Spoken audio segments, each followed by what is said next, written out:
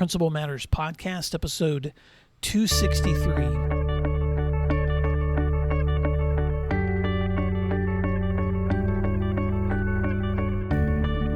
Hi, friends. This is Will Parker, host of Principal Matters, the school leaders podcast, where each week I bring you inspiring, innovative, and imaginative ideas for your own school leadership. This week, I want to talk about using the cycles of self-reflection for leadership growth. This past month, we sent our third daughter to college.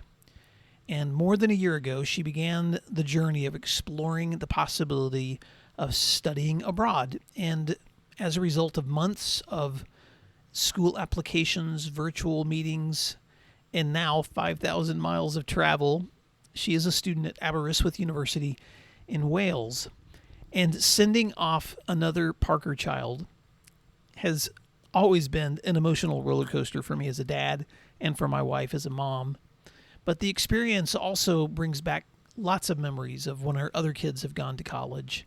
In fact, this last week I was walking down memory lane when I came across a post that I shared in 2017 about the cycles of self-reflection and applying those lessons both in parenting and in personal growth. So this week I've decided to reshare that episode as an encore. Listening back also made me realize that I had originally shared this post in the spring of my last year as a high school principal. So it's been really startling for me to think back to the ideas that I shared in that spring, having no idea that in just a few months from that period, I would be offered the opportunity to move into full-time work serving principals here in Oklahoma, as well as across the U.S. and even across the world with my books and trainings and the work that I've done here in Oklahoma and through my podcast. So it's been a bittersweet experience listening back to this encore episode, but I hope it's going to be an experience for you that is a reminder that growth is an ongoing cycle of learning, reflecting, refining, and action. So I hope you enjoyed this repeat podcast episode. I hope you can apply it to your own journey. Thanks again for doing what matters, and I'll talk to you soon.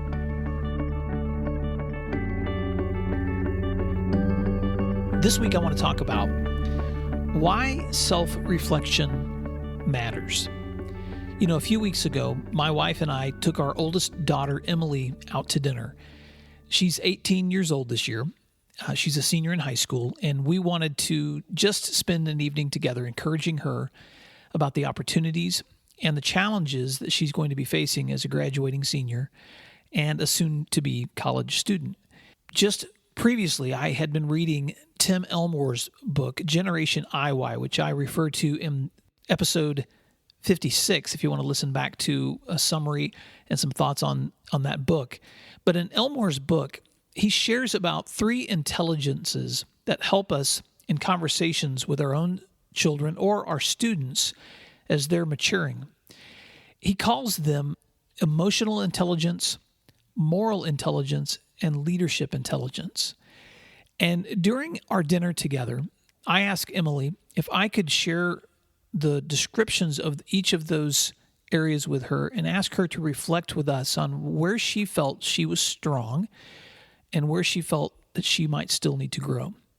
You know, Elmore breaks these down into the area of EQ, that emotional intelligence, where he says, quote, we need to help them, our students, develop their EQ, their self-awareness, their self-management, their social awareness, and their relationship management. Or their MQ, their moral intelligence, where we need to coach them towards robust character, personal discipline, a secure sense of self, and strong positive values. Or finally, their LQ, as Elmore says, we need to encourage clear vision, courage, priorities, big picture perspectives, and planning skills.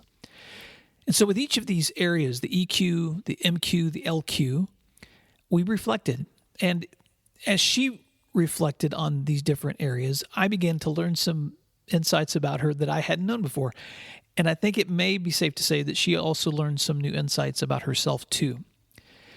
The reason I'm telling that story this week is because self-reflection, when we dig into where we are strong or where we may be needing to grow.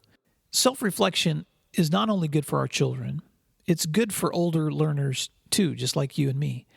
And I can remember about 5 years ago when I was talking to a buddy who's probably 20 years younger than I am.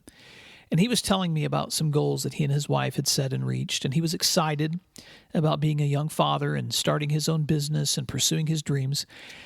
And I began to reminisce with him about when I was his age, and how my wife and I had paid off our debts, and we had bought our first house, and we had started a family. And as he listened, suddenly he just looked at me with a curious expression, and he asked, so that was 20 years ago, right? What are your goals now? And I remember being surprised that I was stumped. I stumbled around for an answer, and I finally just looked at him, and as honestly as I could say, I just said, I think right now I'm just trying to survive. And when I walked away from that conversation, I was haunted by my response, because I was asking myself, when was the last time that I self-reflected on my own goals for my family or my future? In many ways, I had been achieving a lot of the dreams that I had set for myself in my career, and in my personal goals, but where did I want to grow from that point? And a few weeks after that uncomfortable conversation, I was invited to a weekend men's retreat with our church, and it was a unique agenda. Instead of spending a day together in meetings or activities, our church pastor asked each of us to spend that day alone, each of us alone, in solitude, self-reflection, prayer. It was a beautiful setting. We were out by a wonderful lake, and it was a great place to self-reflect. And he gave us a list of questions and goals, and among them, here were some that I began to reflect on. And I want to share these with you as an encouragement for you to think about, where are you self-reflecting in your own growth? As we talk to our kids or our students or our own children about self-reflecting, where are we self-reflecting? So here's 5 self-reflecting questions, and then I'm going to follow them up with some goals and a few strategy questions. Number 1, what were the major milestones of this past year for you? What were the main events, the major milestones for you in this past year? Number 2, what were the major ups, the major blessings for you in this past year? Number 3, what were the major victories? Because sometimes there's a difference. Blessings might be things that were just unexpected. Victories were things that perhaps you fought for and you were able to gain. So what were your major victories? Number 4, what were your major defeats? The things that kicked your butt or that you knew were not goals that you reached. And number 5, what were the major lessons that you learned through the process? Now, in asking those questions, I realized that just reflecting on them in a conversation like this through a podcast probably will not be amazingly effective. But let me encourage you to think about, how often are you reflecting on those deeper questions of your own experience as you're thinking through your milestones, your blessings, your victories, your defeats, and lessons that you're learning. Next, think about your goals. We're already into March of 2017 if you're listening to this at the time of its recording. So let me just ask you, where are you planning to grow this year? In your family? In your social life? In your physical goals? In your vocational goals? And in your spiritual or faith goals? What are your goals in each of those categories? Because each of them is an important category. And then last, how are you making those personal goals for yourself SMART goals? How are they strategic and specific? How are they measurable? How are they attainable? And how are they results oriented? Now, when I spent time reflecting and praying about those goals at that retreat, it was really a wake-up call for me, because I had just had that earlier conversation a few weeks before then with a young man who had reminded me that I had stopped setting goals. And then I had an entire day to sit and reflect on where have I been, where do I want to be? And I think it's safe to say that self-reflection time was really a launching pad for me for much of the content that I've been creating and sharing over the last 4 years in my blog and through the books I'm writing and through the presentations I'm doing and through this podcast. In fact, I would say that in a lot of ways that day was a turning point for me because it challenged me to maintain a mindset of continuous growth, or it challenged me to embrace a mindset of continuous growth. To try to put it simply, self-reflection is the practice that can help you move from a surviving mentality to a thriving one. And ultimately, I believe it helps us reflect on how our lives can benefit others in more strategic ways. All of us have room to grow, and I certainly haven't maintained growth without difficulties or challenges or failures, and I'm sure you haven't either. But I can say that a significant shift occurs in our trajectories when we are taking time for self-reflection. So in this week's podcast, why does self-reflection matter? If you haven't thought about the power of self-reflection lately, let me recommend a great book to you by Pete Hall and Alyssa Simmerall called Teach, Reflect, Learn. In this book, Pete and Alyssa share lessons that involve what they call the reflective cycle. And I recently had the opportunity to hear Pete present on this book and the strategies that he has used as an instructor and an instructional coach to look at his own practices, to reflect on them, and then to use those reflections as a launching pad for improvement. And this book really does reemphasize the point that our abilities to self-reflect always involve a continuum and a cycle of stages. And the 4 stages that Pete and Alyssa point out in this book are, number 1, the unaware stage. This is when you have the inability to see or the lack of sensitivity to understand your own practices, whether they're good or bad. You're just not aware of the practices that you're doing. Perhaps you're walking through the steps or the motions of your work without ever stopping to self-reflect on their effectiveness. That's the unaware stage. And all of us are in that stage at some point in our journey. Number 2, the conscious stage.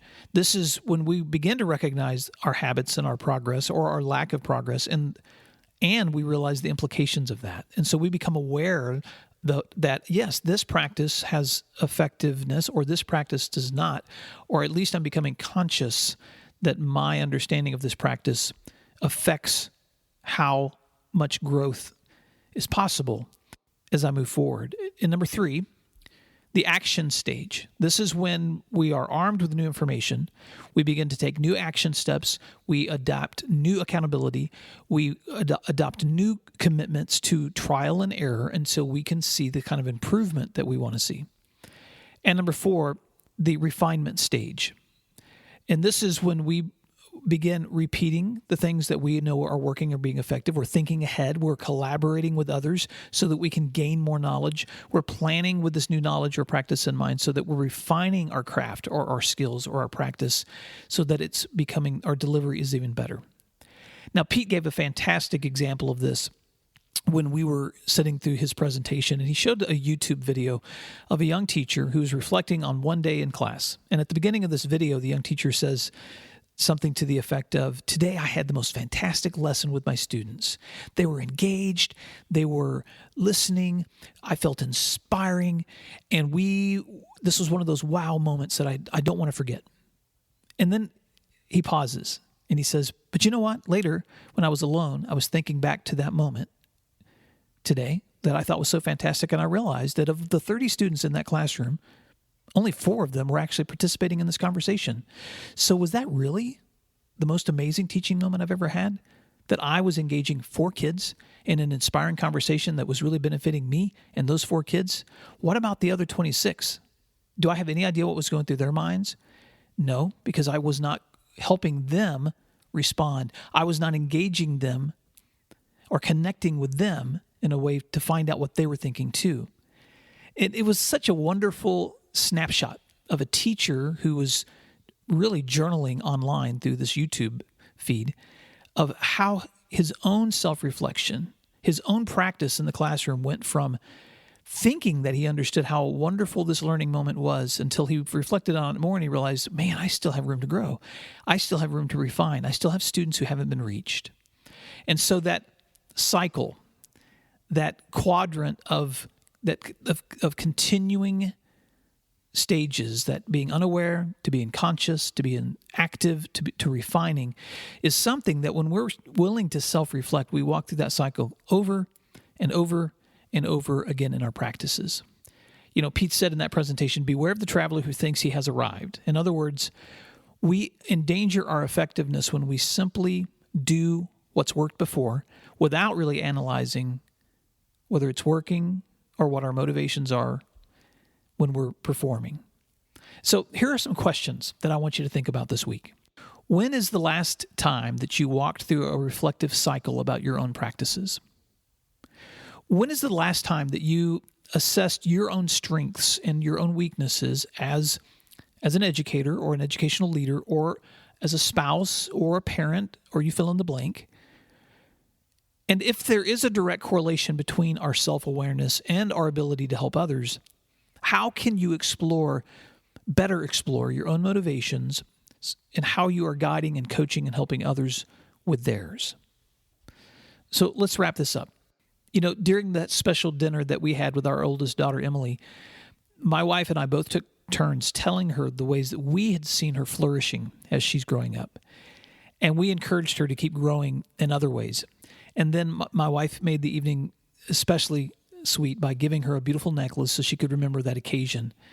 And later that night, as we were talking alone about that evening, my wife and I were both reflecting about the pleasure of watching our little girl becoming a young woman. And as proud as we are of her, we know that she still has years ahead to grow. And just like us, she's going to experience a lot of ups and downs. But in the process, our hope is that by modeling self-reflection for her and with her, that she'll begin to see the benefits of understanding her own emotional intelligence, her own moral intelligence, her own leadership intelligence, that she'll begin to understand her own strengths and weaknesses so that in the process, she'll make wiser choices for the days ahead. And hopefully, she'll be focused on how, in turn, she can help others in their own journeys. So now it's your turn. What is one step that you can take this week to move toward a conscious awareness of where you might still have room to grow? And then what are some ways, as you're self-reflecting, that you can begin to empathize with where others need to grow and help them become more self-reflective? Let me just encourage you, especially if you're getting ready for a spring break, which at the time of this recording, we're getting ready to jump into. Think about whatever season that you're in. If you've got a break coming up or if you've got a quiet moment coming up over the weekend, take some time to reflect on the questions that I've shared in today's post. And I would encourage you to go to the show notes for today's podcast that you can check out at my site at williamdparker.com and read back through those goals questions and ask yourself, how can you include self-reflection as a way to be recharging your batteries for the rest of this school year? Well, that's it for this week. I just wanted to remind you, as you are leading schools and as you are educating and as you are working with students, that what you do is so incredibly important. And if you'd like to check out more free resources like this one for school leaders, you can do so at my website at williamdparker.com. If you'd like to subscribe for free weekly updates, I'll send you an email anytime I've got new content, and you can subscribe there on my website. And when you do so, I'll send you a free ebook called 8 Hats, Essential Roles for School Leaders. And if you'd like to check out my book, Principal Matters, The Motivation, Action, and Courage Needed for School Leaders, you can do so there at my website as well. I hope you have a fantastic week. I hope you take time for self-reflection, and I hope that you remember that what you do matters. And I'll talk to you soon. You were made for